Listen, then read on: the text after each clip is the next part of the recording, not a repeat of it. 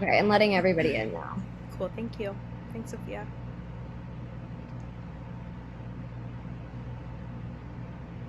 All right. Hi, everyone. Could give people are coming in right now, so I'll give it a minute while people are joining.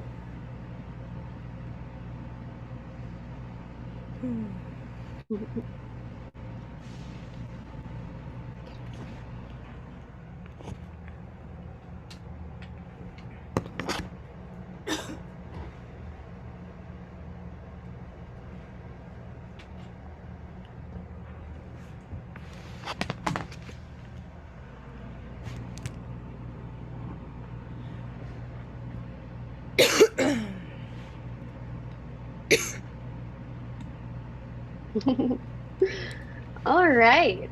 We'll give it one more minute and then we'll get started.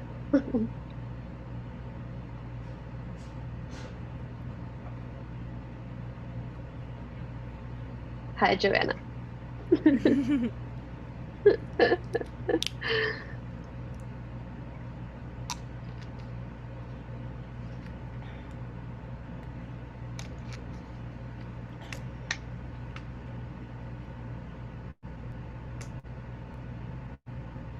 All right, well, I think we'll get started here. Thanks everyone for joining us today. I'm so excited to be here. If you do have any questions kind of along the way, feel free to drop them in the chat. We'll do a little bit of Q&A at the end. Do keep in mind that we are going to do a broader, more technical Q&A on Friday with some of the technical experts at Dolby to go over those types of questions. So that'll be for that. But yeah, without further ado, LP, thank you so much for joining me. My name is Erin, for those who don't know me. I am the Senior Music Industry Relations Manager for the Dolby Music Partnerships team. And I'm so pleased to be talking today with my dear friend, LP. It is an honor to be here. Awesome. Well, do you want to introduce yourself a little bit? My Not name that is you LP need any. Giobbi. You never know. And I am co-founder of FemHouse, which is my favorite thing I do. I'm also a producer and DJ and piano player, and somebody who has used Dolby Atmos before. So this is exciting to be able to talk to you. Awesome. So yeah, I've known you a while and have gotten to watch your career grow. But I would love to hear more about how your career got started, what led you to producing and making music. Great question. So I guess you could say it started back in second grade when I begged my parents for piano lessons, and I always say like one of the biggest, most special things that happened to me. I hit the lottery when my parents found me the most amazing piano teacher ever, Carolyn Horn, and I studied with her all the way through 12th grade. And graduating high school. And when I was in high school, at the ripe age of 65, she actually went back to school to teach herself electronic music. She was the only woman in her course. She was the only person over 25. She had never owned a computer or a synthesizer or anything like that, and taught herself, just was diligently worked throughout that course. And I'm sure that deeply influenced me, subconsciously. At that time, I was more focused on classical piano, but looking back now, I see how courageous and awesome that was. And anyways, so I went to school and I studied jazz piano performance in college at UC Berkeley. And then I joined an all-female electronic band in LA, and I learned sound design and synthesis, and I was MIDI clocking 7 synths live on stage. And so that was sort of like sound design was my foray into producing. And I read an article about how Grimes produced her own records, and that was a light bulb moment for me, because I was raised by hippie parents who were like, you can do anything, you can be anything. And I was constantly in the studio with male producers who were wonderful. I had great experiences with them, but it never even occurred to me that I could be that role, because I didn't see myself represented in that space on a subconscious level. And so and then I thought, like, what else do I not think I can be because of lack of visual representation? So that was sort of the moment of like I knew I wanted to start a space where a safe space to learn how to be a producer.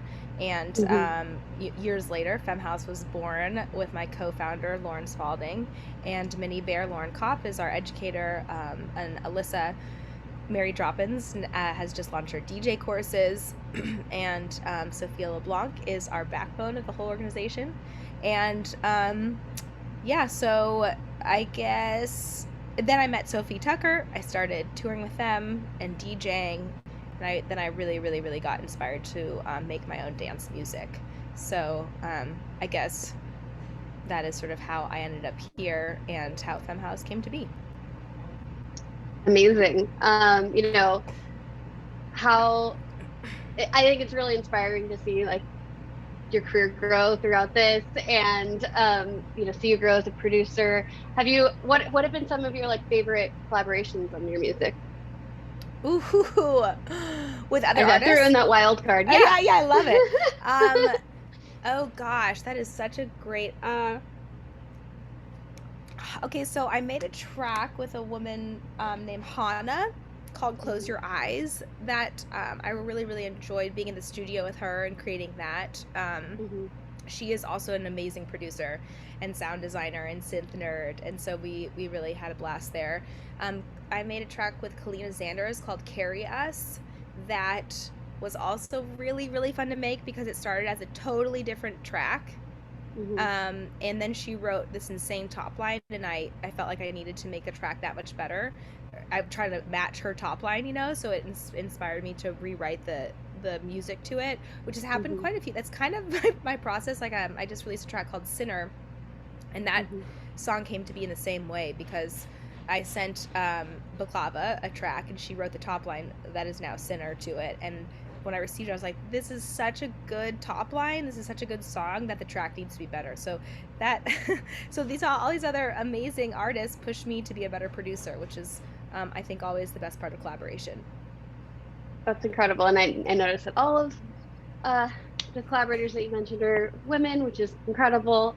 I know you touched on this a little bit already, but like, at what point did you decide that it was necessary to start FemHouse? Like, was there, you know, what was the kind of the inspiration that caused that to come to fruition? Yeah, you know, like like I touched on earlier, my light bulb moment and like learning that Grimes was her own producer really inspired me. Like I wanted to be Grimes for somebody else, you know. I wanted to help inspire somebody else to think they could do and be anything. And that sort of kept me going on nights when I couldn't even. I started in Pro Tools actually before I switched over to Ableton, and like I couldn't even download Pro Tools correctly on my computer for like the first week, and I was like, I don't know if I can do this. And what kept me going was like, you know, how I felt the moment I realized Grimes was a producer. Like I wanted that so bad for somebody else. So I just kept going. It's kind of, so FemHouse is like really my why at the end of the day. And I also took my first Ableton course in San Francisco, and it was me and 225 guys. And for me, I felt like really that, like I was like, bring it on, you know, like, which is probably like a nod to my piano teacher, probably how she felt. She was a wild firecracker. But I know that not everybody feels that way, and I think it's important to have a safe space, to feel vulnerable, to ask the right questions, to just feel like you can be yourself and dive in order to like really learn what you need to learn. So and it was really started a rooftop conversation with my best friend Lauren Spalding, talking about like how can we do this tangibly. And we were doing in-person workshops first in LA in we launched in 2019, right before the pandemic. So when the pandemic hit, it was kind of like, well, I thought I didn't know how to teach online. I didn't, you know, it was all in person. But actually it ended up being a really weird silver lining, awesome thing for us, because it forced us to get teachable and learn how to put these courses online, which then allowed us to reach so many more people. Like when we launched She Is the Producer online, in partnership with Alicia Keys' nonprofit She Is the Music, we had 3,000 signups in one day from people all over the world: Brazil, Mexico, Australia, Canada. It was insane. And if we had not been able to pivot online, you know, I don't think our community could have grown like it has. Yeah, that's just incredible. I mean, it's been incredible to watch the growth. Yeah, I was just thinking about the fact that we did a Fem House workshop in person at Dolby, but it was like end of February, early March, right before the pandemic. And Oh my but it was goodness, such a you're good right. experience. But then That was everything around switched my to virtual. I was Yeah. opening up for Galantis in San Francisco, which is why we were able to do that, and that was my last show before everything shut down. Oh my goodness, that's Wow. wild. But yeah, just to kind of shift some gears here, speaking of Dolby and being at Dolby, um, what was your first experience with Dolby Atmos music? And tell us a little bit more about Yes. that. Well, so we knew each other from our previous jobs, our previous Yeah. lives, Hmm. and we were put back in touch. And I got to go to one of the Dolby studios in outside of LA, in LA, and sit with a Dolby engineer and learn about Atmos and Hmm. immersive mixing. And actually, y'all played me um, Elton John's, which song of his? Rocket Man in the home Rocket theater Man in the room, home theater. And I VIP could, home theater. it was, I heard, so it was mixed in Dolby Atmos, which meant like it was an immersive mixing experience, and sounds were, there were like the voice was going over my head at one point. It was like, it just like gave space and room to everything. And I heard music in a way I had never heard of music before. Before I've only heard it in stereo and everything's coming out of two speakers, and now it was just, and I just started crying, thinking like, this is the future. This is the future of music. And that was the moment I became obsessed with, like, I have to learn how to do this. I want to be, because it would change. I knew immediately that it would change the way I would create music. Yeah. One of, like, when I first started making music, one of the main feedbacks that I got was, you're putting too much stuff in it. There's so much stuff in the track. There's so many tracks going on that it's really hard for the sounds to have enough space to break through. Like, there's only so much room in the speaker, so like the bass isn't hitting as hard because you actually have too many tracks going on at one time. And so the first time I heard Rocket Man, I thought, oh my gosh, I could finally have all the tracks I want in there, because there would be space to place them in the room in the right place, so that all the sounds could hit how they need to hit. And so for somebody like me that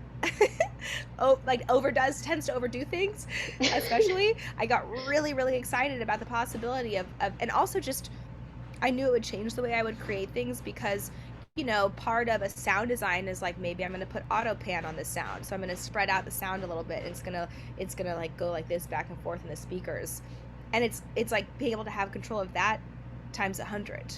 And so it's also like, mixing is sort of part of sound design, and this like just would allow you to have more tools to do that to the next level. And anyways, I became very excited about that. We made some of my tracks in remixed them in Atmos, and then played them at where it's Smart Soundbar. Soundbar in Chicago. Soundbar in Chicago. And I got to have hear them out in a club, mixed in immersive Dolby Atmos. Yeah, so that was a really cool experience. We were doing a program at the time where we had a few clubs that were outfitted with Atmos, that we were able to, do some live club experiences. And the learnings from that have gone into, content creation tools, now Dolby Live in Las Vegas. So that was a really cool program. But yeah, I mean, I know that it was, I got to see your reaction, which probably was one of my favorite reactions ever to somebody experiencing Atmos for the first time when we played You Back Rocket Man, and how you were just like, this is all the things going on in my head that I can now make happen, which was really cool. And then, you got to spend some time in a studio with an engineer and actually kind of like essentially produce some tracks in Atmos. Were there things that you did differently when you got to sit there with an engineer and work in the format? Yeah, absolutely. because like there was one point in one of my tracks, I think it was On and Ready to Go, we had the claps moving like from front to back to like create more of a build, like so it sounded like they were starting from further away from you, like sort of like you do with like a snare drum, like you open up the filter slowly to make it sound like it's coming towards you. We were actually able to do that with these claps, which meant that I had more space for like the synth that I would have probably brought in later, but I brought it in earlier because all of a sudden there's more space because the claps are further away. And it was moments like that where I was like, man, it really would enhance my creativity and change the way that I am able to make music in the best possible way. Yeah, that's awesome. And I know that you've kind of also done some work a little bit in Atmos using kind of our binaural rendering options that allow you to experience it and actually mix in headphones. Do you want to speak a little bit more about that, or does that experience kind of translate for you? Yeah, absolutely. Yes. I was able. So I work in Ableton now. Sorry, I am at the Brooklyn Mirage. If you can hear that, Yeah. I'm opening up for Sophie Tucker tonight, and they are doing some sound checking and apparently construction on something. So I'm so sorry about that. I'm in my dressing room. It is what it is. Anyways, rockstar life, girl. Is what it is. Living it the dream. So yeah, you guys developed the capability to mix that way in Ableton using a plugin, which is so awesome, and then headphones, which is all you need. You don't need to go to some fancy studio and have the right kind of 7-point speaker system set up. You're able to use headphones, which is awesome. And I was able to play around with that with De La Hapassar, a few of my tracks, and yeah, absolutely. Once again, it just like gave me more room and space to instead of just, I guess it just like it opens up like emotionally how you're able to use sound design to make things more impactful. And instead of just having 2 channels, you all of a sudden have essentially like 7 or more, and that combination of stuff, and you can automate that sound, which is once again very, game changing. Obviously would just lead to all sorts of more creative ideas. Amazing. And like, as you're looking to the future, do you think that starting in Atmos is something that you would kind of consider, like starting in Atmos first and then kind of working on your stereo from there? 100%. Yes. And how do you think that will affect your production? Yeah, I mean, I would definitely use different creative choices. I think like the snare build was like a great example of like we're trying to do that now in stereo, like make it sound like it's moving across the room. We're trying to do that with AutoPan. But if I had more space, I would probably, put different parts in different pockets, and that ultimately changes the outcome of the production.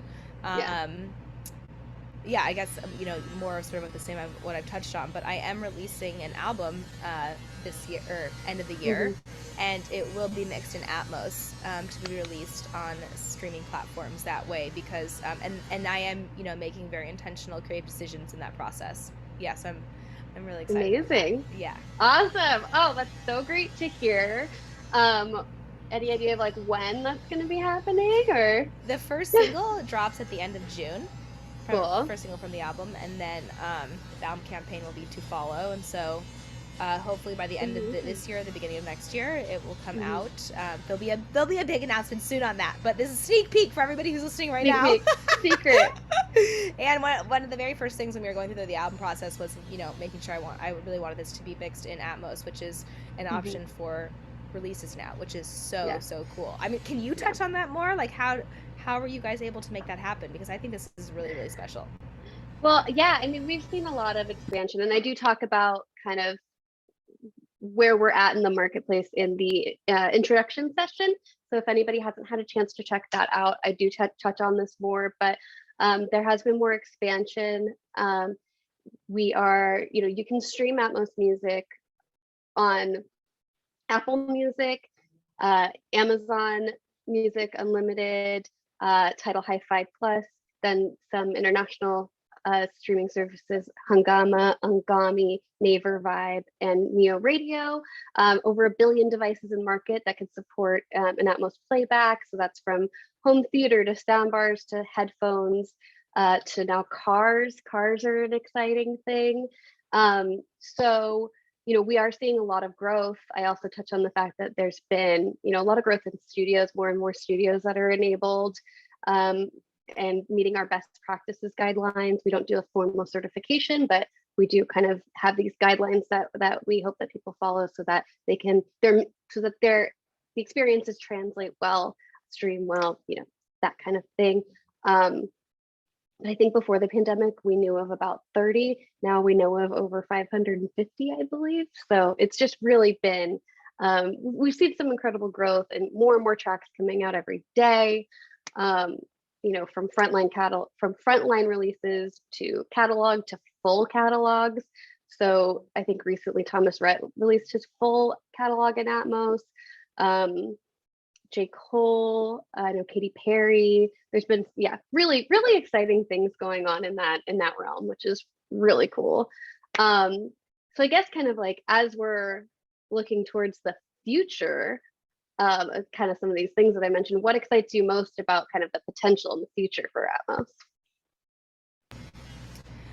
Yeah, absolutely. I think that as it becomes more accessible and people start using it more and more, and it's obviously picking up with streaming platforms and in cars, and people will want to start using it more, people will be thinking about creating their productions, from the ground up in this level. Like I right now automatically use stereo mixing. Like I'll pan some things to the left, I'll pan some things to the right to create more space, like so it's the stereo width is spread out a little more. And once we have way more space to play with, it's just going to change what I put in. It's going to change, how the sound is. It's going to change like the emotional landscape of how I want you to hear things and when I want them to come in and how I want them to come in. And I think that as more people start doing that, we just start pushing the bounds. Like, Pink Floyd, they were one of the first bands to have their live show set up in quad versus just stereo. And sorry, you guys, I know that sound is really annoying. Let me see if I can try to shut this window.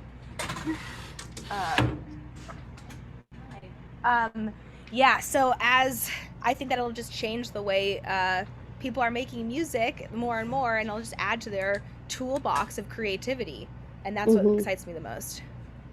Yeah, and on that, like, do you think that Atmos is a worthwhile tool to have in your toolbox as someone who's just starting out their career, especially young women starting out in their career in mixing and producing? Is it a tool that you think that folks should consider adding to their tool belt, and why? 1,000%. Yeah. Yeah. I think we're, as obviously FemHouse exists to try to change that 2% female producer number, gender expansive producer number. And I think that this is just yet another tool to elevate your productions and sort of get you a leg up, as this is like still something new and innovative, learning how to work with it, use it now, like, because this is the future of sound, this is the future of sound designing, and being able to, get in and learn and hopefully become, even an expert in this growing, budding field at an early stage is going to be extremely helpful to, I don't want to use the word like leg up, but I guess kind of, give you a leg up in producing and sound design. Yeah, I mean, I absolutely agree. I mean, the reason FemHouse kind of exists is because of that disparity. And, and that's just in the stereo world. So you can imagine with this kind of newer technology and people adopting it more and more, I think that there really is an opportunity here, for young women to take advantage of that opportunity, to add this to their tool belt, and, get some work out there. There's labels are having catalogs remixed. As I mentioned, there's a lot of artists working for this for their frontline releases. There's a lot of demand out there, at least from my perspective. So I think it's a really great tool to add. Absolutely. Yeah. And I think we can start taking some questions. So I'm looking kind of in the chat here. Here's some. Sure. So, okay. So I'm looking at Joanna's question, and, are there examples of where you can hear a song in Dolby and then hear the song, not in Dolby Atmos? Absolutely. So, any song that's kind of out there that's in Atmos. There's also a stereo version out there too, because not all devices everywhere support a Dolby Atmos experience. So no matter what kind of, no matter where you're listening, if a Dolby Atmos experience is not supported, it's going to play the original intended stereo.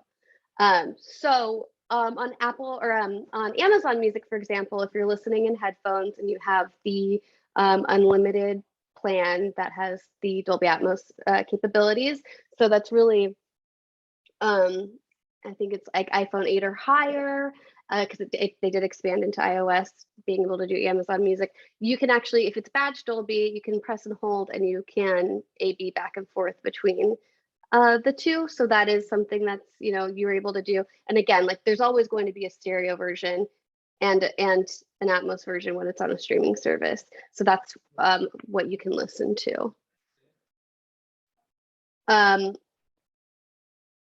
Are each of the tracks mixed in both stereo and Atmos? Yes. So as I mentioned, there's going to be like in the original, because the original stereo is a piece of art in itself, right? So it's not replacing anything. But it is, yes, a separate mix, separate master, which is also an opportunity there for revenue stream, because it is a new mix, it is a new master. Aaron, I see a question. If you do not have a proper Atmos speaker, is it okay to start remixing on spatial audio capable headphones? Let's see. So that's kind of what we're talking about. So, with our tool set, with the Dolby Atmos production suite, you're able to monitor on headphones using our binaural rendering in the Dolby Atmos renderer. We'll go into a lot more of this, especially in Maggie's session that's available. She really touches on setting up your workflow in Ableton to mix in binaural. And then we're going to do a very more technically focused Q&A on Friday.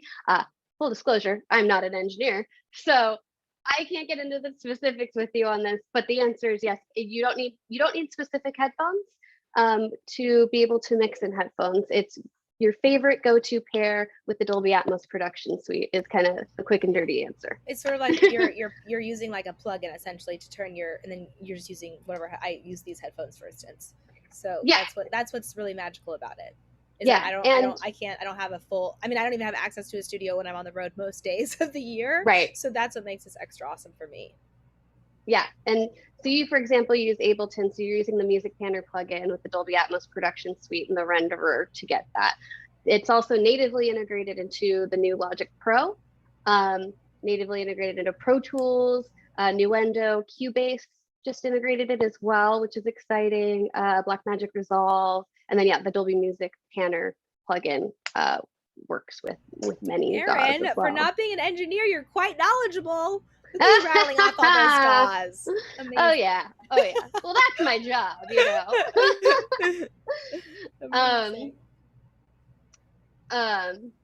Let's see. Any other questions? Yeah, any other questions for us?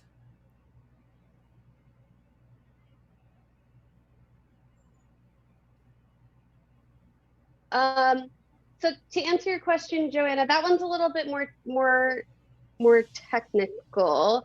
I would say if you're wanting to hear the difference between for a specific track, I would mention that easiest way is probably going to be on a streaming service with like the same pair of headphones. If you're doing it over speakers, you would need a speaker playback system that is Atmos enabled to hear the Atmos. So, but what I think is important to touch on here is that a lot of speakers that like a lot of even sound bars now that we're buying do have the capability, and you might not even know that has Atmos capability in that speaker. Yeah, exactly. So Amazon has a smart speaker called the Echo Studio that supports Dolby Atmos experience. Sonos soundbars are great. There's 2 that support Atmos right now. So that's the Arc and the Beam 2. There's some fantastic soundbars. Again, as I mentioned, there's over 1 billion devices in market that can support a Dolby Atmos experience. So that's, from laptops to soundbars to TVs that are enabled for it. And let's see if some of these other questions. I saw somebody Let's ask see. about is it integrated into? I think somebody asked that. Is it Ableton well or not? So I'll that's let what you. I've used. Yeah. Yeah. And so in Ableton, like in Pro Tools, it is integrated, but in the DAW system itself. But in Ableton, it is sort of you're sort of using it like you would use a plugin. And for me, that was absolutely no problem. I actually found it to be integrated quite well. You are using like like a plugin screen. It will pop up and you'll be able to do things on there like you do all other plugins, but it then is integrated into Ableton. If that answers that question, I had no problem with it. And yeah, and if you're interested in learning more, we did a whole kind of session. There's a whole video recording with Maggie Tobin, who is kind of on the research and development team at Dolby, and she goes into how to set it up in Ableton, how to get mixing in Ableton on headphones. So there's a whole session on that if you want to learn more. There's also tons of resources and curriculum that you can self-pace and go through. And we did provide links to that, and that covers all the DAWs. So there's, Jesse, if you don't work in Ableton, yeah. Those links are that's part of this course of She is the Producer too. So you can find those on the FemHouse website. Yeah, exactly. I don't know if Sophia's still on here, but she can pop them in. But if not, you can go to thisisfemhouse.com, go to She is the Producer, and then they'll be in there.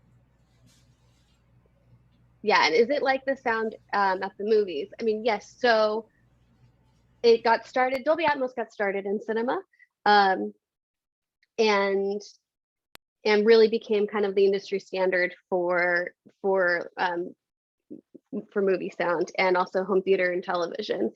So Netflix, HBO Max, Apple TV Plus, they all stream in Dolby Atmos. So it's the same technology, and we've worked really closely with creatives to make the tool sets more accessible and user-friendly for music creative workflows. But that is the idea. So think, helicopters spinning over your head in the movie theater. It's that same technology that's then translating to music. So you're able to place, discrete sounds anywhere in three-dimensional space, anywhere in a room. And again, we go over this a little bit more in my introduction session, and Maggie goes over this a little bit more in the Ableton session about, objects and how to utilize those in your productions. Erin, do you want to answer the Ministry of Sound? Yeah, I think that's interesting. Sure. So I heard Ministry of Sound has Dolby Club enabled. Have you ever performed or experienced Atmos in a live environment, or are there any other clubs? So we did have a program for a while where Ministry of Sound was one of the clubs. We had 3 clubs that were enabled as this kind of beta program for a Dolby Atmos experience in clubs. And yes, LP did perform at Atmos, and it was a super, super fun night. It was incredible. So that program isn't functioning right now, but the learnings from that, as I mentioned, have gone into a lot of the creation tools and Dolby Live. There is a live performance venue in Vegas. It's a 5,200 seat theater in Vegas at the Park MGM called Dolby Live, and Aerosmith will be doing their residency in live in Dolby Atmos. So it's very, very exciting. Very exciting. I think to me that is so exciting. Yeah. I see Autumn asks, is there anything you need to do differently in the production stage to make Dolby more effective? Special panning, EQ, etc., or does it all come down to the mixing? I think that's such an awesome question. And Autumn, I already know that you were thinking about this correctly by asking that question. I have taken tracks that have already been produced and then remix them in Atmos. And in that case, it's kind of just comes down to mixing for me. Like, where do I want to place the claps already there? Where do I want to, where do I want to place the bass? Well, usually in the middle, no matter what, but like maybe the piano, I want it floating over, etc., to create new dimensions and new ways of hearing it. But I think it is really exciting to think about using, thinking about it at the production ground up. I think that I would use maybe different piano sounds. I would bring bring things in differently. I would arrange the song maybe even differently, knowing that I can play with more of where the sound is coming from. So I think that both of them are really, really effective. It sort of is another tool of creativity, and it's also another tool of mixing. So the answer is yes and yes. Yes and. Yeah, it gives you a lot of different creative choices. Maggie does give some kind of tips and tricks in her session. And there's a lot of resources out there. There's a lot of webinars that are available to you as well that we've done in the past. And again, kind of some tips and tricks and how to set up some things, and discussions with other mix engineers and producers who are working in the format and kind of how they approach things. So I believe those links are also available in the kind of additional resources provided on the FemHouse website. So I would definitely recommend checking those out. These are such good questions. I love this. Feel free. We'll stick around for a few more minutes for any other questions. But ultimately, I'm sorry if I didn't do a very good job of explaining this from the beginning. I see Joanna put a little description in there. It is just it's just way more of an immersive sound experience. Hearing Rocket Man it's unlike anything else. I'll never forget that day. But yes, you're able to place, right now we're in stereo. You're able to place sound pretty much anywhere in the room. Is how our ears are hearing it. Yeah. So I think the biggest difference is that, a lot of difference, but one kind of major thing to think about is that you're no longer thinking about channels, because it's not channel based. You're just thinking about placing the sound anywhere in a room. And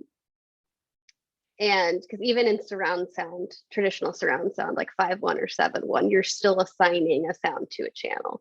This you're not. And the beauty of Atmos is that our rendering technology is going to preserve the location of wherever you placed that sound object, no matter where it's playing back from. If you're playing back from, a sound bar or an enabled smart speaker or an enabled TV or an enabled mobile device or in headphones, it's going to preserve that data across those devices to preserve that kind of artistic intent across those devices.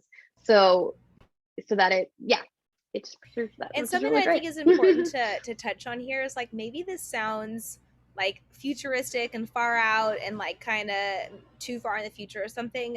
I don't know if that is true, how you're thinking about it, but for me, what really brought it home was like, there was a time when stereo was also crazy and next level. Yeah. And far out that, we first just had mono, everything was coming out of one channel, and stereo was like, so I know we will get there. We will get there where this is just how we're hearing sound. It is just an immersive experience. People are able to create that way and mix that way and listen to things that way. So that's why I'm like really encouraging people to get into it now if they can, and be ahead of the curve, especially the FemHouse community. I always want us to be ahead of the curve, but that's why this is really exciting to me. Like this is the future. Awesome. That's great. And then I just do also want to point to we are holding another like just straight up office hours Q&A session on Friday, and welcome you to join us if you have more questions just about Atmos in general, but then also kind of if you have more technical questions about Atmos workflows. Once you've had if you've had a chance to kind of download, there is on the resources provided, there is like a template, an Ableton template too, that you can play around with. And Maggie goes over how to do that, but there's templates available for all the other DAWs as well. I think it's at noon Pacific time on Friday. I'm in Los Angeles, so that's where my head is at. But noon Pacific on Friday. And you'll be joined by I'll be moderating these questions, and you'll be joined by Maggie, who I mentioned is our content creation specialist on the research and develop team, and John Scanlon, who heads the Dolby Institute. So he'll be there to answer questions as well. And Shannon, if you go to thisisfemhouse.com and then to our online courses, and then to our She is the Producer link on our website, wherein she is the producer too, and there's an entire week on Dolby Atmos, so you can find more info and links and videos in there. Awesome. Well, thank you so much, Erin. It is such an honor. Thank you so much for coming and speaking to our community and spreading this gospel and letting us know about the newest and next technology and really taking the time to bring this to FemHouse. We are truly, truly honored. I know it has touched my life in such a profound way, getting to hear music on a whole new level. So, really thank you and Dolby for taking the time to introduce us to this. Thank you so much, and thank you for sitting with me and chatting with me. It's always a pleasure to see you. It's always a pleasure to be involved with FemHouse. You know, as I mentioned, I'm fortunate enough to do that workshop right before the pandemic. And Dolby has been involved from the beginning. They really do care about this community. That is so true. You are actually our first in-person workshop, which is crazy to think about. So it's a really full circle to have you back on She is the Producer, and thank you so much. Thank you. It's always a pleasure and an honor, and I'm so happy to be here. Awesome. Okay, thank you. Thank you, everybody. Thank you. Bye. Bye.